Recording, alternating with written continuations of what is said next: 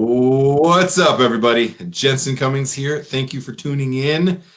Got my good friend and the inspiration for this channel, Best Served High, Hospitality Industry Good Health, all about that acronym game. Jon Hinman of Chow, Culinary, Hospitality, Outreach, and Wellness is on. Jon, the shirt, the hat, it looks good, man. Good to see you. Good to see you too. Rocking my Zoom hat. This is my COVID Zoom hat. I like it. I think it's becoming a signature look for you. I dig it, man. I think people now, if they see you without the hat, they're not even going to recognize you. So, no, it's going to be too hot for the summer. Let's give people the punchline a little bit first. Let's tell people kind of the 1 minute quick version of what Chow is, and then I want to go back, talk about your story a little bit, and kind of the functionality of Chow after that. But give us the cliff notes. What has Chow really meant to accomplish for you? Chow was started 2 years ago. It stands for Culinary, Hospitality, Outreach, and Wellness. Alexandra Palmerton from 303 Magazine wanted to write a story about mental health in the restaurant industry and gave me a call, and I shared some of my story with her, and I wanted to I noticed that a lot of people in the industry seem to hurt like I do, even though we don't talk about it. You can see it in each other's eyes. You can see the missed looks. You can see their straight on help me looks without saying it. So I said, hey, let's have a meeting after this article. Let's make a difference. Let's not tell another story. Let's see if we can change something a little bit. And so we did that 30 days after the story came out. And unfortunately, Anthony Bourdain passed away a few days before our scheduled meeting. And next thing you know, there was a whole bunch of people at the bakery wondering why. Thoughts of suicide came up, and people, were just really told the truth about themselves. And I wrote down all our commonalities through that, as many as I could. I was really listening for common things, and that's important when you hear somebody's stories. Like, all right, this guy's a blowhard, but I bet you there's something. Look for the common thing. Where do we have commonality together? So Chow has started, and now we were meeting once a week, and now we are on Zoom 3 days a week. And what Chow is meant to do is we get together and talk about where it hurts. And it's meant to be a place to come and to share and to feel safe and say, hey, I'm hurting here. Has anybody else experienced this? And it's just kind of like putting your toe in the water, mental health, Yeah, I like it. All right. So the support mechanism is there, the meetings, the conversations, and you're doing that digitally now, as well as, in-person meetings were happening before, potentially afterwards. And so let's go back now that people have an understanding of why it was important for you specifically to start an organization like this. So take us back, you're prolific, award-winning baker. You've been in the restaurant scene for long time. We're going to date you a little bit. Long time. You've been embedded in the scene. Gray. I don't see a lot of grays, man. I don't see a lot of grays there. So let's take people back. Tell people a little bit of your story, the journey that brought you to the point of needing to start an organization like Chow.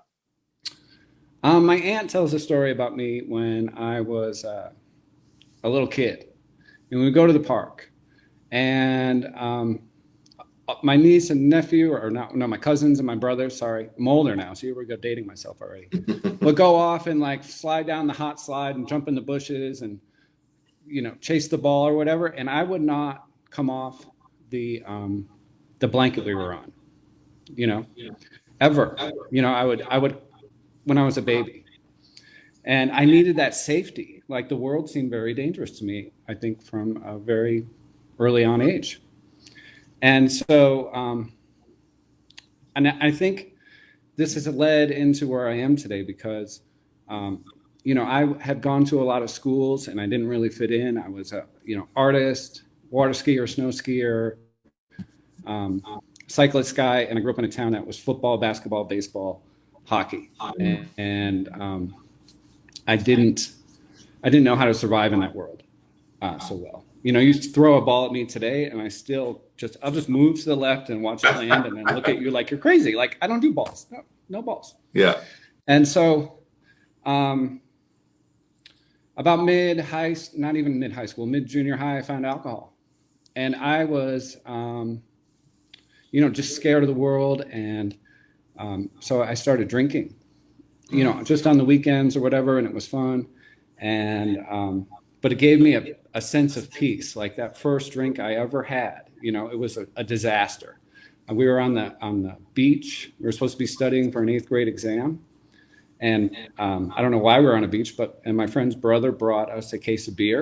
And I drank like 6 beers that night, a can of urine. I jumped through a fire. I almost drowned in the lake, and I grew up on a lake, so I'm like undrownable.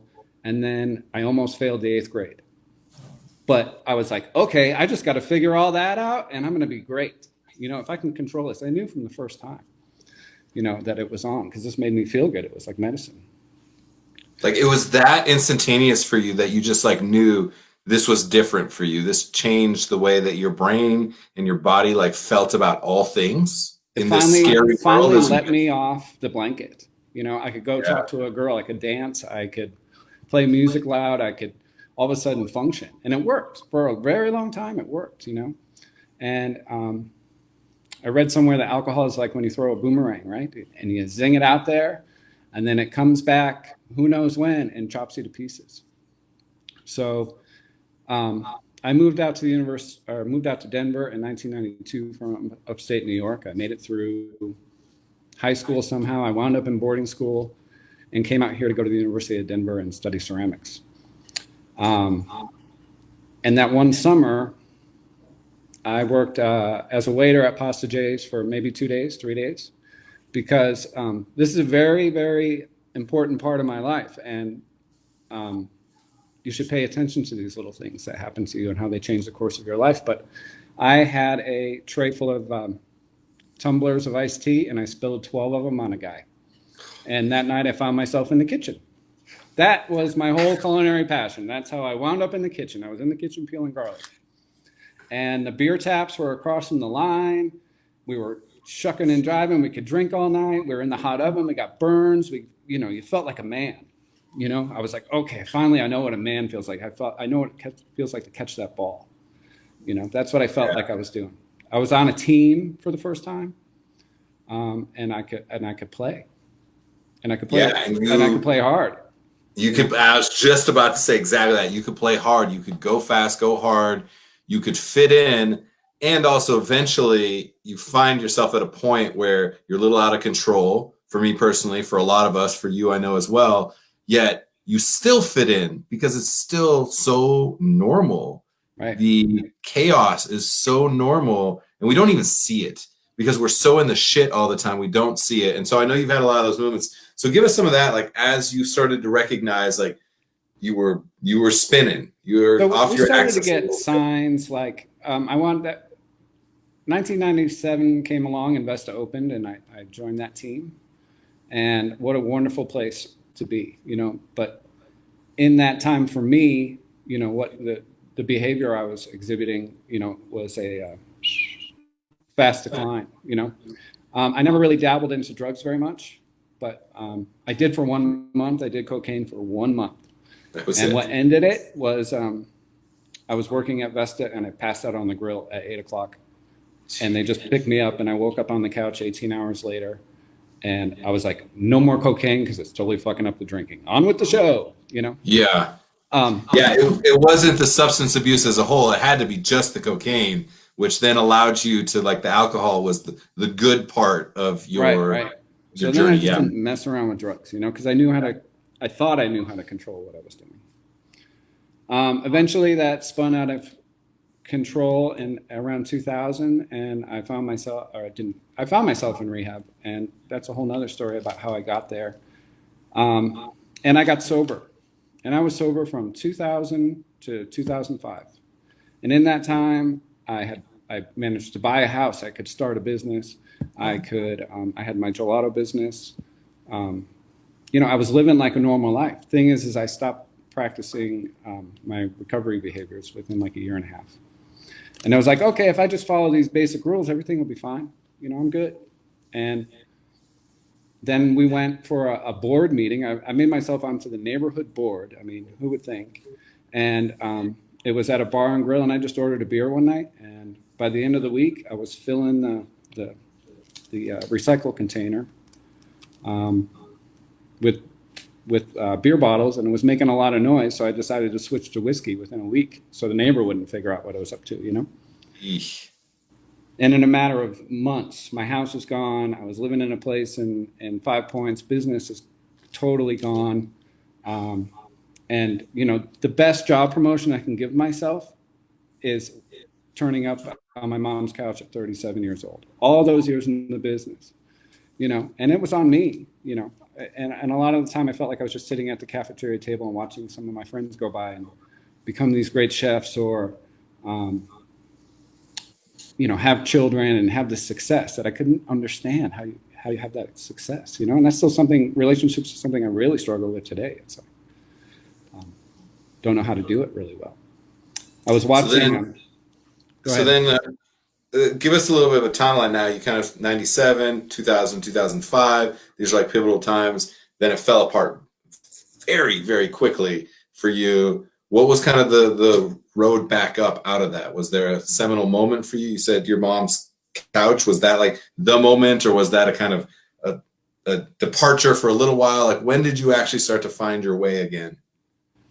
The moment before I wound up on mom's couch, literally probably 2 hours before, I was on the phone with a friend of mine who was sober, and I had said, I was really drunk, and it was like 10 o'clock in the morning, and I said, if I had a gun, I would kill myself. And that's the first time that it ever come out of my mouth, maybe even the idea. And I hung up on him, and I called my mother, and I said, you're not taking me to your house, you're taking me to detox. And we went to Boulder County Detox, where I proceeded to blow like a 4.3 walking and talking, you know? Wow. And then that's when things changed for me. Something in my heart really just flipped. And I have to say it happened in my heart. And I just started saying, you said to me before, you say that you're a dead man walking, that every moment you've had, since it sounds like kind of this time is, you know, is a blessing, is an opportunity, because you should have been dead, right? To that degree. Was that heavy, or was it liberating for you? I didn't really know what was going on, especially in that one little part. And then I just started saying yes, you know, okay, we're going to go to treatment. We're going to, again, okay, you want me to do this? And like, even when I got out of treatment, they gave me this guy's number and said, call this guy. And I called him, and he's like, I've been on this list for 6 years and nobody's ever called me, you know, and he's one of my best friends today. And, you know, I just started saying yes to things had no idea about, but I saw it work in other people's lives. I started listening to people's stories. And, you know, there's this instruction book theory I have. And I was weird yesterday. I was watching Star Wars, the original one with Christopher Reeves. And he gets shot off the planet. And the whole ride to Earth, he's in here, and his dad is giving him all the history and everything you need to know about where he's going, whatever. And I'm like, where's my instruction manual, man? I needed that, you know? And I feel like sometimes I got thrown into life and I didn't get the instruction book a lot of times. You know, so do you feel now, that's very interesting to me. And I want to give people a couple snapshots, because I want to get into like Chow. And so from then, you've been sober since, you know, Hinman's Bakery, amazingly successful bakery. You know, you're at a farmer's market today, like you're out there, that your pies have won a ton of awards. Like, so a lot of good came from you recognizing the opportunity and like putting in the work and, you know, probably finding more of your talent than you had ever found before, I'm sure. And so the manual, I'm very interested in this, because now it seems like Chow is in part trying to create the manual. You said the commonalities between people. You're trying to like find the patterns so that you can kind of write the manual, it feels like, a little bit. So talk about... I haven't thought about writing a manual, you know. Wow. But giving people the roadmap, or trying to illuminate some paths other than the paths that we mostly take in this industry, finding some balance, whatever that is for you. So you think about that in those meetings. And I'll say, from my experience, having spoken to you many times, and also having been in one of these meetings kind of as a speaker, and seeing and feeling the energy that you're kind of trying to exude, it doesn't feel like an AA meeting, because I've also been to those, right? It feels very much like it feels like after work at a restaurant when everyone gets together and swaps stories, except we don't have to be drunk to be able to tell each other what the hell's going on, where the pain is, where the joy is, where you're at in any point and moment in your life. It feels very much like that. And that camaraderie, I think, is important. I want to highlight that for people. And I think the meetings are cool like that because, yeah, we laugh all through the entire meeting. Meanwhile, somebody's over there crying, you know, and it's great, you know, and because we can relate to why they're crying, and it's kind of funny a little bit why they're crying, but no, not really at all because they're feeling it. Those are honest, true feelings. But it's funny for people in the restaurant industry who have already a twisted brain that it makes it, you know, we have sick humor, period, you know. We do. And I think that's the thing that I really like, especially you very much as the master of ceremonies. You navigate between it's heavy, it's real, like these are real raw emotions, these are people's stories, there's a lot of pain, all of these different human experiences are at play in that moment, yet there's also a lot of levity. So I think the balance of that is important because in our industry it's easy to be like, nah, man, I'm not like a rock bottom drunk. Like that's not me. I just work hard and play hard. I'm not that sick. You know, I'm not that bad. So what is that bad? And what is it acceptable? You know, when I was in the restaurant industry, it was okay to have 2 DUIs. Is that acceptable today? And I thought everybody got them, like a rite of passage. Yeah, it's a badge of honor somehow to be like, oh yeah, I got plates thrown in my head and I've blacked out and passed out in the back of the kitchen and I have 2 DUIs. Like that is like we should put that on our fucking resume, and that's not necessarily. And those are like I've been really thinking about wounds a lot lately, and so we come into wherever we are, the kitchen, with these wounds and on our hearts, you know, and we don't know how to deal with them, so we bandage them. In my case, alcohol. Somebody else does something else, whatever, and then we start to identify with the bandage, not the wound. And so a lot of this healing has to go on. You know, we got to kind of laugh that bandage off a little bit or nudge it or whatever, because that hurts to pull that off and then get to the real thing that's going on. And that happens in the meetings sometimes. And it's just great. And I can't say enough for Laura, who comes on Monday nights, and she gives us these guided talks through the meals. And it's an open discussion. And like she brought gratitude the other day, or identity. She did identity the other day, and there was, you know, 12 crying little boxes, but smiling from ear to ear because everybody had hit a realization about themselves, you know, and that's a celebration and that's joy, right? So going to Chow's not a dirge. You're going to walk out of there feeling a little bit lighter, or get off your chair right now feeling a little bit lighter. But, well, this is, you said joy. We've mentioned that word a couple of times. We're in the business of joy, right? In restaurants and hospitality, in bakeries, all of it. We literally are in the business. We're really, really fucking good at it of bringing joy out of somebody else. Yet we struggle so much finding it in ourselves and expressing it to others and taking care of each other because we're just so ground up in the minutia. And so that is just a moment to slow down. And so I want to take the last minute here and kind of tell people Monday nights at 6:00 Mountain Time, there's Zoom links, which anybody in the country could be a part of that, even though you're based in Denver. Anyone in the country can link onto there, and you're having a meal, and then you kind of have somebody guiding the meal a little bit. So we started off doing the meal with the COVID, and now that everybody's kind of out, they're making sure they get home by 6. And there's less meal going on, but the conversation, like the meals were the shining star at the beginning, and now nobody's eating and everybody's feeding on they're chowing. I love it. And then Friday nights, that's what I was able to be a part of. You kind of have a speaker focused on telling their story a little bit, which is nice because then other people can resonate with that story or ask questions or get guidance a little bit or just banter as well. So that's, again, another Zoom meeting. So where can they go? Chow is and we're going to have one more on Wednesday. Wednesday during the start another one up, I think around 2:30. Just keep posted for it, but it's going to be a short one, like a half hour check in, dump your shit, get out, you know, for everybody. It's like, hey, you're here, I'm here, let's go. We got stuff to do. I feel that. Let's go. Sure. So Chow on Facebook is a good place to interact, right? Get into that. If you're in the hospitality industry, yeah. And if you're in the industry at all, if you've never had a drop of alcohol or drugs in your life and you're working in the industry, more power to you. I don't know how you've done it, but I'm proud of you. If you are drinking way too much, anything, anybody you're a part of this group. It's not for people who have hit rock bottom. So I want people to know everybody. Yeah, and it's also not an alcoholic group. Right. In Chow, I'm hearing stories worse than, not worse, just different than mine. And the person didn't even touch alcohol and wound up in a darker place in their story. And you're like, holy moly, so this isn't about alcohol. This is about where it hurts. And, I use alcohol to cover up where it hurts. Somebody else uses something else. So everybody is welcome to come. It's not, you don't have to be sober to come. You don't have to be whatever. You just got to have a little soul. Yeah. I feel that we're heartfelt people for sure. So, Chow on Facebook, check that out for sure.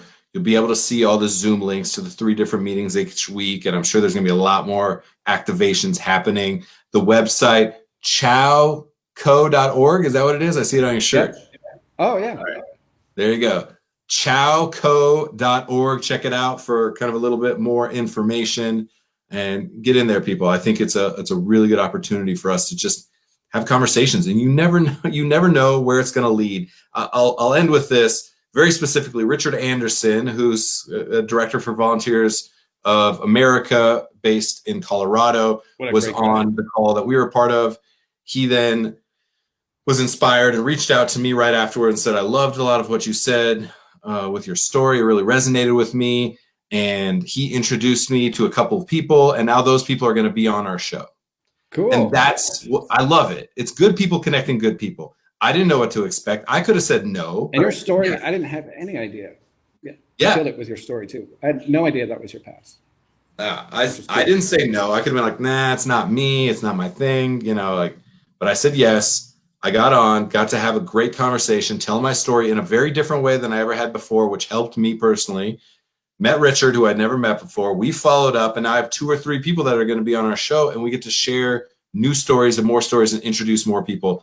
That's why I do this. I think it's so important. So, Jon, I really appreciate you have pushed me to have more and more conversations in this way. Best Served High very much was inspired by you, so I appreciate you taking some time to share with us. I appreciate it. I love spending Sunday morning with you. It's great. Yes, I appreciate it. All right. Thank you, Jensen. I really appreciate it. That's it for today. I appreciate you, Jon. Take care. Yep. Bye-bye. That guy, such an inspiration for sure. And just a good dude. It very much feels natural when you go and interact with Chow. It does not feel like this heavy, somber. I mentioned Alcohol Anonymous, and if you go to Alcoholics Anonymous, I think it's absolutely something that is a good thing. However, at times, it can be really heavy for people to stand up and say, hi, my name is Jensen Cummings, and I'm an alcoholic. Hi, Jensen. It is awkward. You get used to it, and it's compelling and important, yet people who don't think that they are knee-deep in it don't necessarily feel themselves and see themselves in that light, and that's okay. And I think Chow is a really great alternative, very much focused on the stories of humans in hospitality. We can all relate. I've not heard any story within that group or anybody who's a part of that group speaking with them that hasn't been like, yep, I feel you. It's me. It's somebody else that I worked with. It really clicks. So I appreciate that. All right. Great conversation today. Keep checking out Best Served High on Sundays on Best Served Podcast Facebook page. And I'm grateful to be able to have these conversations. All right, everyone. Take care.